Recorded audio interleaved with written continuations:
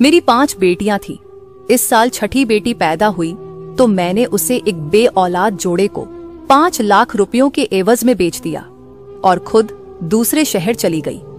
20 साल बाद बेटी की याद आई कि अब वो जवान होकर कैसी लगती होगी।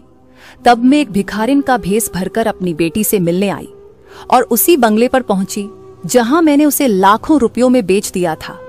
मैं मुस्कुराते हुए बंगले में दाखिल हुई, लेकिन सामने बैठी औरत को देखकर मेरा दिमाग चकरा गया, क्योंकि आज कई साल बाद मैं अपनी बेटी से मिलने उस हवेली पर आई थी जिसे मैं हमेशा हमेशा के लिए अलविदा कह गई थी। मुझे तो लगता था ये हवेली आज भी पहले की तरह शान और शौकत से खड़ी होगी, मगर उसकी खस्ता हालत देखकर दिल को कुछ हुआ था। सबसे पहले मुझे अपनी बेटी का ख्याल आया था, जिसका नाम भी मैं ना रख सकी थी, और उसे मालकिन की झोली में डालकर गई थी। गेट के पास पहुंची तो ये देखकर दंग रह गई कि गेट पर तो बड़ा सा ताला लगा था। ऐसा मंजर तो मैंने कभी ख्वाब में भी नहीं सोचा था। मैं रोने लगी थी। पहला ख्याल मेरे दिल में यही आया था कि क्या अब मैं दोबारा अपनी बच्ची से कभी नहीं मिल पाऊंगी। मैं रो ही रही थी जब मोहल्ले का एक मर्द मेरी तरफ बढ़ा। वो मुझे पहचान चुका था। कहने लगा, सरला, तुम इतने सालों बाद यहां कैसे? मैं ये ना बता सकी कि मैं अपनी बच्ची से मिलने के लिए आई हूं। मैंने कहा कि मालकिन की याद आ रही थी, सोचा उनसे जाकर मिल आऊं, मगर यहां तो बड़ा सा ताला लगा है। क्या ये लोग घर छोड़कर चले गए हैं? उन्होंने कहीं और घर बना लिया है क्या? उस आदमी ने नहीं में सर हिलाया। वो कहने लगा, नहीं नहीं, वो कहीं भी नहीं गए, पापी लोग इसी घर में रह रहे हैं। मैं उसकी बात सुनकर हैरान हुई और बोली, आप ये क्या कह रहे हो? वो आदमी बोला, अच्छा हुआ सरला, तुम इस घर का काम छोड़कर चली गई थी, नहीं तो तुम भी आज उनके साथ जुर्म में पूरी शरीक होती। मैं बोली, कैसा जुर्म और कैसा गुनाह? अपने मुंह से बताते हुए डरता हूं, मेरे घर में भी औरतें हैं। ऐसी बात मुंह से निकालते उसने कानों को हाथ लगाया था और बोला, मुझे भी उस परमात्मा से डर लगता है। मैंने मोहल्ले वालों से बात की है, हम इस गंध को इस मोहल्ले से हमेशा के लिए साफ कर देंगे। उनकी गलत हरकतें देखकर हमारी बच्चियों के दिलो दिमाग पर गलत असर पड़ता है। वो हमसे इस घर के बारे में सवाल करती हैं तो सर शर्म से झुक जाता है। अभी कुछ ही देर में मोहल्ले के कुछ जिम्मेदार लोग यहाँ पर जमा हो जाएंगे और इस घर को हमेशा हमेशा के लिए गंदगी से साफ करवा लेंगे। वह मर्द कोई और नहीं बल्कि मेरे मालिक का पड़ोसी था। हम सब उसे कुमार साहब कहकर पुकारते थे। मैं बोली, कुमार साहब, आपकी तो सारी जिंदगी यहीं पर गुजरी है। आप तो मालकिन को जानते हैं कि वो कितनी शरीफ हैं। अब आप ये सब कैसे कह रहे हैं? इससे पहले कि वो मुझे कोई जवाब देता, हमें कुछ मर्दों के बोलने की आवाज आने लगी थी। मैंने पीछे मुड़कर देखा तो जोक दर जोक लोग उसी घर के पास आकर जमा हो रहे थे। आज बहुत बड़ा फैसला होने वाला था। हर किसी के लब्बों पर यही बात थी कि आज इस मोहल्ले का ये गंध हमेशा हमेशा के लिए साफ हो जाएगा। ये पापी लोग यहाँ से चले जाएं, नहीं तो हमारे मोहल्ले पर ऐसा कहर बरसेगा कि हम सब गर्क हो जाएंगे। वो सब लोग गुस्से का शिकार थे, मगर उस वक्त मेरी हालत बहुत बुरी हो रही थी। मेरा पूरा जिस्म लरज रहा था, मेरी आंखों से आंसू गिर रहे थे। मेरी नजरों के सामने मेरी उस नन्ही सी बच्ची का चेहरा घूम रहा था, जो बस चंद घंटों की ही थी, और मैंने उसे अपने आंचल से जुदा करके मालकिन की गोद में डाल दिया था। क्या मैंने उसे पाप से भरी दलदल में फेंक दिया था? मोहल्ले के मंदिर के पुजारी जी आगे बढ़े और उन्होंने घर का दरवाजा बजाना शुरू कर दिया। फिर उन्होंने बुलंद आवाज में कहा कि चौधरी साहब आकर यह दरवाजा खोलिए, आपके खिलाफ मोहल्ले वालों को कुछ शिकायतें हैं, वह आकर दूर कर दें, नहीं तो आप यह घर छोड़कर चले जाएं। पीछे से एक आदमी बोला, नहीं नहीं पुजारी जी, हम इस आदमी को ऐसे ही इस मोहल्ले से जाने नहीं देंगे, बल्कि इसको इबरत का निशान बना देंगे। इसके घर वालों को पत्थरों से मार मार कर खत्म कर देंगे, ताकि आज के बाद कोई इस तरह का पाप और जुर्म करने का सोचे भी ना। पुजारी जी ने कहा कि अरे भाई चुप कर जाओ, अगर तुम लोग मुझे यहाँ पर बड़ा बनाकर लाए हो तो मुझे ही मामला देखने दो। मैं दिल ही दिल में दुआएं करती जा रही थी कि हे ईश्वर, मेरी बच्ची इस घर में सुरक्षित हो। बड़ी देर तक पुजारी जी दरवाजा खटखटाते रहे, मगर घर से किसी ने दरवाजा खोलने की जहमत ना की। तभी कुछ नौजवान आगे बढ़े। उन्होंने पुजारी जी की तरफ से इजाजत मिलने की नजरों से देखा। पुजारी जी ने सर इशारे के तौर पर हिला दिया तो 2 लड़के दीवार फलांग कर घर में दाखिल हो गए और फिर उन्होंने गेट के सामने छोटा सा दरवाजा खोल दिया। पुजारी जी आगे बढ़ गए। अभी और भी लोग अंदर की तरफ दाखिल होने लगे थे, मगर मैंने सबको धक्का देकर पीछे कर दिया था और खुद अंदर की तरफ भाग गई थी। भागते भागते लाउंज में आ गई थी। जैसे ही मेरी नजर मेरी बच्ची पर पड़ी तो मैं जमीन पर गिर पड़ी थी। मेरी आंखों से आंसू बहने लगे थे। मैं चिल्लाकर बोली, इतना बड़ा पाप, इतनी बड़ी ज्यादती। तभी सब लोग भी घर के अंदर दाखिल हो गए थे, जबकि मेरी बच्ची भागकर, मैं उम्मीद से थी। मैंने ऊपर तले 5 बेटियां पैदा की थीं। बच्चों की पैदाइश में गैप ना होने की वजह से मेरी हालत बहुत खराब हो गई थी। घर में खुराक की भी किल्लत थी। 2 वक्त की रोटी भी आराम से खाना नसीब नहीं होती थी। मैं माँ थी। अपना पेट काटकर अपने हिस्से का खाना भी बच्चों को दे देती थी ताकि उनका पेट भरा रहे। मैं उठने बैठने से भी परेशान थी, मगर मेरी सास को तो मेरी फिक्र ही नहीं थी। वो हर वक्त मुझे ताने दिया करती थी। कहने लगी, जब से ये ओछे कदमों वाली लड़की हमारे घर में आई है, सारी रोजी रोटी चट कर गई है और फिर अपनी तरह 5 मनहूस बेटियां भी जंदी हैं। मेरा तने तन्हा बेटा इन डायनों को कैसे पालेगा? ये सब बातें सुनकर मेरा दिल कांप कर रह जाता था, मगर मेरी सास इतने में ही बस नहीं करती थी। वह आगे से कहती कि अगर इस बार भी तूने बेटी जनी तो मैं तुम्हें तलाक दिलवा दूंगी, अपने बच्चे की शादी कहीं और करवा दूंगी। हमें नहीं चाहिए बेटियां। भगवान मेरे बेटे को एक बेटा दे दे जो मेरे बेटे का सहारा बने और उसके साथ मिलकर रोजी रोटी कमाए। पहले पहल तो जब मेरी सास मेरे साथ लड़ती थी तो मेरा पति बहुत ऐतराज करता था। वो अपनी माँ से कहता था कि भगवान के लिए आप ऐसी बातें ना किया करे। सरला मेरी पत्नी है और इसका ख्याल रखना मेरी जिम्मेदारी है। पहले 2 बेटियां हुई थी तो भी मेरा पति अच्छा था। तीसरी बेटी की दफा मेरा पति खामोश सा था, मगर उसने कोई बुरी बात मुंह से नहीं निकाली थी। चौथी बेटी की बारी मेरे पति ने उदासी से मेरी तरफ देखा और कहने लगा, काश इस बार बेटा हो जाता तो माँ हमें तंग ना करती। मैं उसकी बातें सुनकर सर्द आह भरकर रह गई थी। मगर जब 5वीं बेटी पैदा हुई तो मेरे पति के माथे पर भी बल पड़ गए थे। वो कहने लगा कि मैं तन्हा कमाने वाला हूँ और मेरी नौकरी भी इतनी अच्छी नहीं है। मैं दिहाड़ीदार मजदूर हूँ। एक दिन काम मिल गया तो 2 दिन काम की तलाश में फिरता रहता हूँ। मैं इतनी बच्चियों का बोझ कैसे बर्दाश्त करूंगा? अब की बार जब मैं उम्मीद से हुई तो मेरा पति मेरा हालचाल तक ना पूछता था। उसे मुझसे कोई सरोकार नहीं था। पहले पहल तो वो मुझसे प्यार करता था, मगर जूं जूं हमारी शादी को कुछ बरस गुजरते गए मेरा पति मुझसे दूर होता गया था।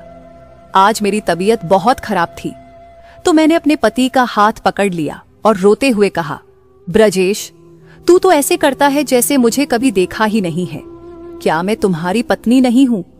क्या मैं तुम्हारे बच्चे की माँ बनने वाली नहीं हूँ? मेरी जिम्मेदारी तुम पर है, फिर तुम ऐसे क्यों करते हो?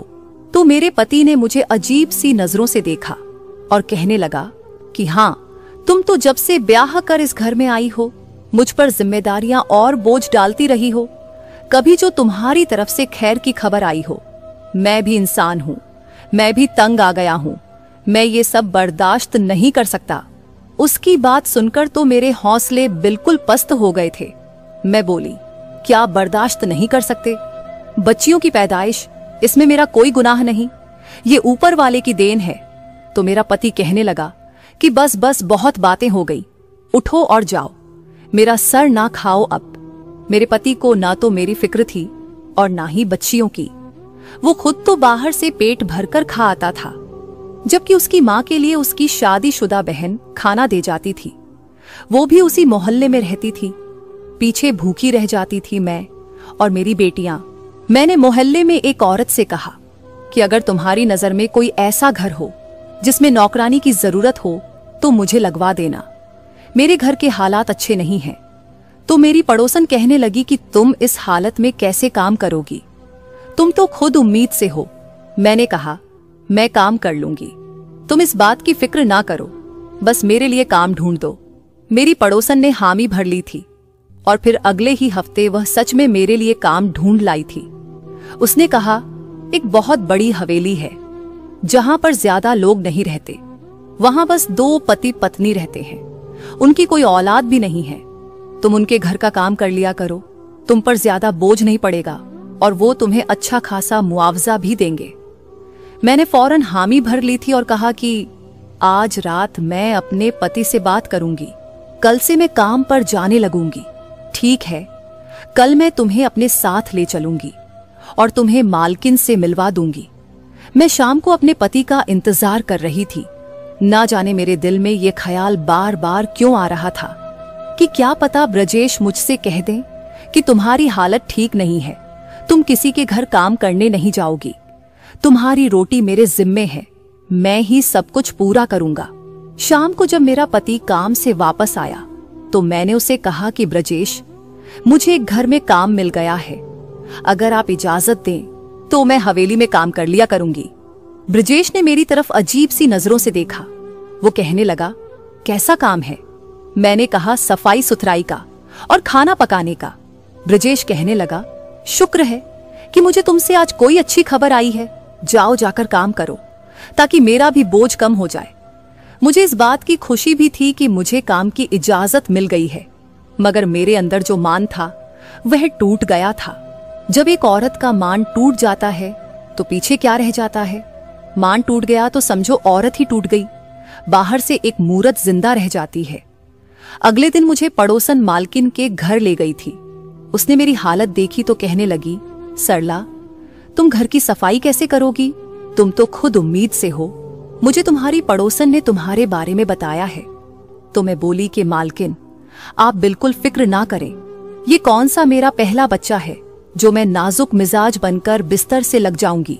मैं छठी बार उम्मीद से हूं और जहां अपने घर के इतने काम करती हूं वैसे ही यहां भी कर लिया करूंगी। इससे इतना तो होगा कि मेरी बच्चियों को 2 वक्त की रोटी इज्जत से मिल जाएगी। मालकिन ने कहा, ठीक है, मैं तुम्हें काम पर रख लेती हूं। मेरी मालकिन बहुत ही अच्छी औरत थी। उसका मिजाज बहुत ही अच्छा था। वो बहुत प्यार से बात करती थी। मेरे उम्मीद से होने की वजह से वो मेरा भी ख्याल रखती थी। घर में जो भी फ्रूट पड़ा होता वो मुझे जबरदस्ती खिला देती थी। एक दिन मैं मालकिन के सर की मालिश कर रही थी तो वो कहने लगी कि तुम्हारा पति तो तुमसे बड़ा खुश होगा, तुमने उसे इतने बच्चे पैदा करके जो दिए हैं। मालकिन की बात सुनकर मेरी आंखों में आंसू आ गए थे। मैंने कहा, ब्रजेश मेरी माँ की सहेली का बेटा है, उसने मुझसे मोहब्बत की शादी की थी, मगर फिर जब मेरे घर 5 बेटियां पैदा हो गई तो उसने भी मुझसे नजरें फेर ली। वो मुझे अब पसंद नहीं करता। मेरे घर छठा बच्चा पैदा होने वाला है, जबकि ब्रजेश ने पहले से ही मुझे आंखें दिखाना शुरू कर दी हैं। मैं अपने इस बच्चे के लिए परेशान हूँ। मेरे तो पहले ही 5 बच्चे भूखे और खुराक की कमी की वजह से बहुत कमजोर है। ना जाने इस बच्चे की खुराक को मैं कैसे पूरा कर सकूंगी। तो मालकिन बोली, वाह हे ईश्वर, तेरे काम तू ही जाने। तेरे कामों में किसको दखल है? किसी को इतनी औलाद दे देता है कि उससे संभाली नहीं संभलती और कोई औलाद के लिए तरसता रहता है। सरला, तुम्हें पता है कि मेरी शादी को पूरे 7 साल हो गए हैं, मगर अभी तक मुझे औलाद की खुशखबरी नहीं मिली। मेरी सास अपने पोते को गोद में खिलाने का सपना लेकर मौत की नींद जा सोई, मगर मेरे यहां भी भगवान ने औलाद की खुशी नहीं भेजी। मैंने हर तरह के अच्छे अच्छे डॉक्टरों से इलाज करवाया है। मेरे पति ने भी अपने सारे टेस्ट कराए हैं। सब कुछ ठीक है, मगर परमात्मा की तरफ से ही देर है। मेरा बड़ा दिल करता है कि मैं औलाद गोद ले लूं, मगर मेरा पति इस पर भी राजी नहीं होता। मैंने बड़ा कहा कि हम किसी अनाथालय से बच्चा गोद ले लेते हैं, मगर मेरा पति मानता ही नहीं है। अब तुम ही बताओ मैं क्या करूं। मेरी मालकिन की बातों में इतनी बेबसी थी कि मेरा दिल कटकर रह गया था। मैंने मालकिन को दिलासा दी और कहा कि ऊपर वाला हम दोनों के साथ अच्छा करेगा। फिर जब अगले दिन मैं काम पर वापस आई तो मुझे देखकर मालकिन की चीख निकल गई थी। वो कहने लगी, क्या हुआ है तुम्हारे साथ? ये तुम्हारा हाल किसने किया है? मालकिन मेरे चेहरे पर बने हुए निशानों को देखकर घबरा गई थी। मेरी आंखें भी सूजी हुई थीं।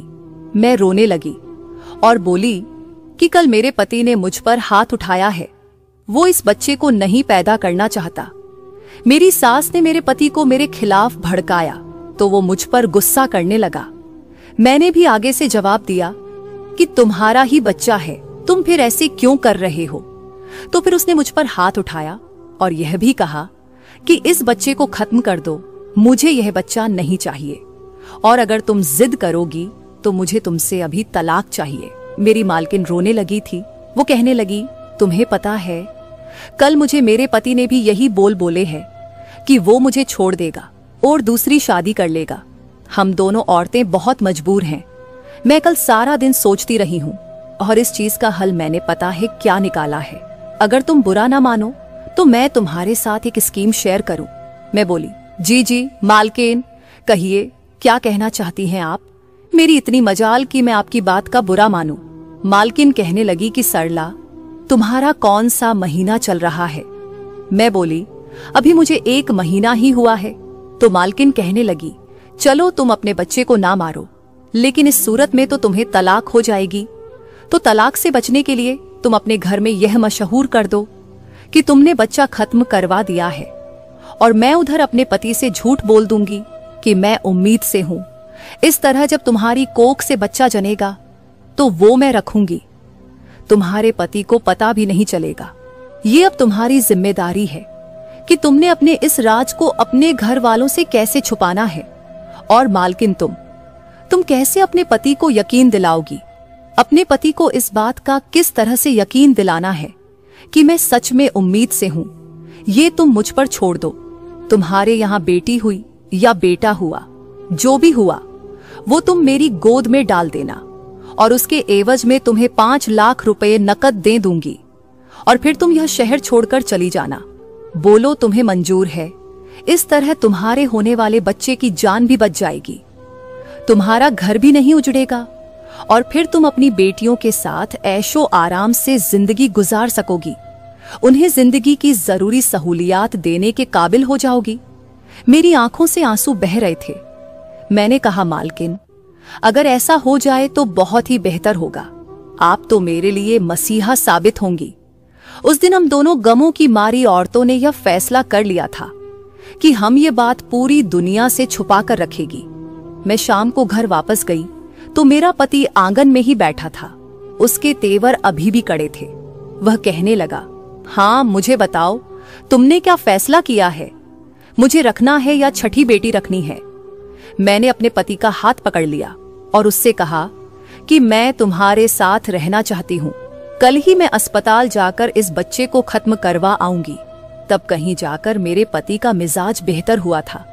मेरी सास भी बड़ी खुश हो गई थी, लेकिन मैं अंदर से टूट कर रह गई थी। अब जब भी मैं काम पर जाती तो मेरी मालकिन मुझे काम ना करने देती, बल्कि सारा दिन कहती कि तुम आराम करो, क्योंकि तुम्हारी कोख में मेरी अमानत पल रही है। और फिर जबरदस्ती मुझे खाना भी खिला दिया करती थी। फल फ्रूट तो वो हमेशा मेरे लिए तैयार ही रखती थी। मालकिन ने घर में एक और नौकरानी रख ली थी जो कामकाज करती थी और मुझे आराम दिया जाता।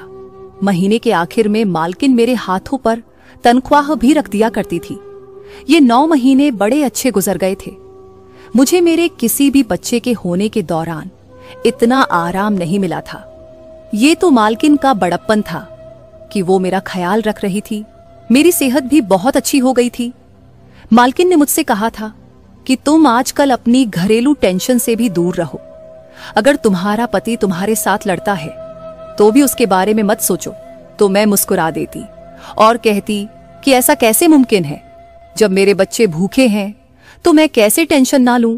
अब मालकिन मेरी बच्चियों के लिए भी खाना भेजने लगी थी। पति का मिजाज अब कदरे बेहतर होने लगा था, क्योंकि उसका खर्चा जो घट गया था।